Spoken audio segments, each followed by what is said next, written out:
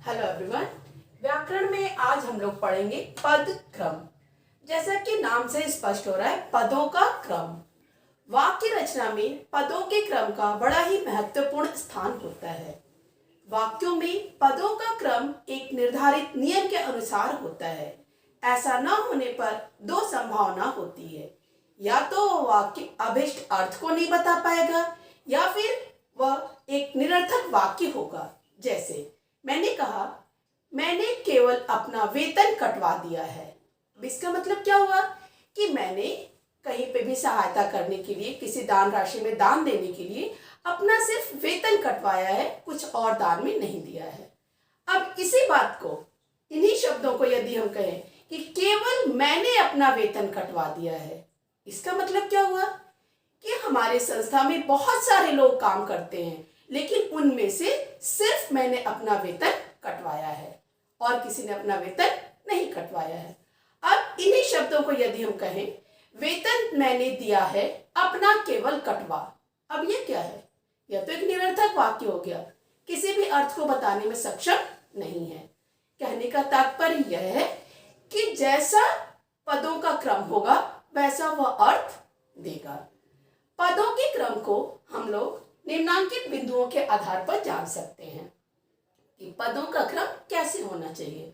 उसमें पहला है कर्ता के बाद क्रिया। वाक्य में जो क्रिया है वो हमेशा कर्ता के बाद आती है। जैसे मोहन जाता है, सीता खाती है, मम्मी गाती हैं आदि। दूसरा, कर्म अथवा पूरक कर्ता और क्रिया के मध्य में आता है। कर्म या पूरक शब्द जो है वह हमेशा कर्ता और क्रिया के बीच आता है। जैसे उदय ने खाना खाया, शीला ने गाना गाया, नानी ने कहानी सुनाया आदि। अब पूरक क्या है? नेताजी सुभाष चंद्र बोस हमारे राष्ट्रनायक थे। राष्ट्रनायक पूरक है। कामायनी एक महाकाव्य है, महाकाव्य पूरक है। अब यहाँ पर बेटा मैं यह क्लियर करना चाहूंगी कि पूरक क्या होता है। तो बेटा, जब क्रिया अपने अर्थ को बताने में सक्षम नहीं होती है, उसके अर्थ को बताने के लिए, उसके अर्थ को पूर्ण करने के लिए हम जिन शब्दों का प्रयोग करते हैं वे शब्द पूरक कहलाते हैं। जैसे हमने कहा नेताजी सुभाष चंद्र बोस हमारे हैं। अब है क्रिया अर्थ को बताने में सक्षम नहीं है। जब हमने कहा नेताजी सुभाष चंद्र बोस हमारे राष्ट्रनायक हैं, तो राष्ट्रनायक शब्द के जुड़ने के बाद जो क्रिया है वह अपने अर्थ को बताने में सक्षम हो गई। अतः राष्ट्रनायक पूरक है। कामायनी एक है, क्या है नहीं पता है, क्योंकि अर्थ क्लियर नहीं हो रहा है। हमने कहा कामायनी एक महाकाव्य है। कामायनी क्या है? कामायनी एक महाकाव्य है। महाकाव्य को जोड़ने के बाद अर्थ क्लियर हो गया। तो वे शब्द जो एक अपूर्ण क्रिया के अर्थ को पूर्ण करने में सहायक होते हैं वे पूरक कहलाते हैं। और वे शब्द भी कर्म की भांति कब आते हैं? कर्ता और क्रिया के मध्य में आते हैं। तीसरा है, दो कर्म होने पर गौण कर्म का स्थान मुख्य कर्म से पहले आता है। यदि किसी वाक्य में दो कर्म है तो जो गौण कर्म है, जो ज्यादा महत्वपूर्ण नहीं है, वह कर्म मुख्य कर्म से पहले आता है। जैसे उदिता ने अपनी साइकिल श्रेया को बेच दी, या नानी ने बच्चों को कहानी सुनाया आदि। अब चौथा, संबंधवाचक पद संबंधित विशेषण से पूर्व आता है।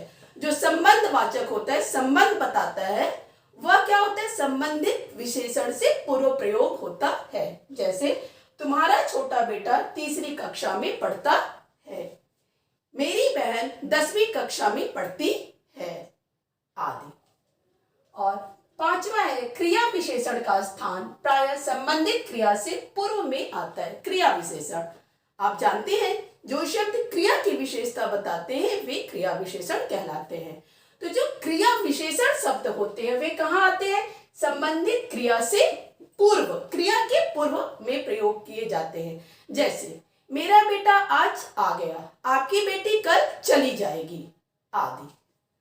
और नेक्स्ट, समुच्चय बोधक अव्यय जिन शब्दों या वाक्यों को जोड़ते हैं उनके मध्य आते हैं। जो समुच्चय बोधक होते हैं, जब, तब, किंतु, परंतु, जैसा, वैसा, जिसने, उसने, ये समुच्चय बोधक शब्द जिन शब्दों या वाक्यों को जोड़ते हैं उनके मध्य में आते हैं। जैसे मीना और शीला पढ़ रही हैं, मैं आता किंतु गाड़ी ही पंचर हो गई, पिताजी जाने वाले थे परंतु कोई ऑफिशियल काम निकल आया, आदि। और नेक्स्ट, संबोधन और विस्मयादि बोधक पद प्रायः वाक्य के आरंभ में आते हैं। संबोधन मतलब किसी को जो संबोधित करते हैं, और विस्मयादि बोधक जो पद होते हैं वे वाक्य के आरंभ में आते हैं। जैसे शर्मा जी जरा सुनिए, हमने शर्मा जी को संबोधित किया, तो ये क्या है, शर्मा जी के बाद हमने संबोधन चिन्ह लगाया। वाह कितना सुंदर दृश्य है, शुरू में हमने विस्मयादि बोधक चिन्ह लगाया, तो ये हमेशा वाक्य के प्रारंभ में आते हैं। और नेक्स्ट, निपात उन्हीं शब्दों के बाद आते हैं जिन पर बल देना है। जिस शब्द पर हमें विशेष बल देना है उसी के बाद निपात आते हैं।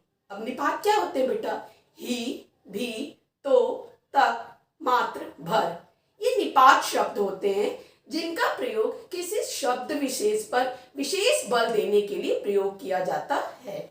जैसे मैं घर ही गया था, अब घर पर विशेष जोर दिया गया है। उसने कुछ भी नहीं खाया, उसने भी कुछ नहीं दिया, तुम भर तो आ जाते।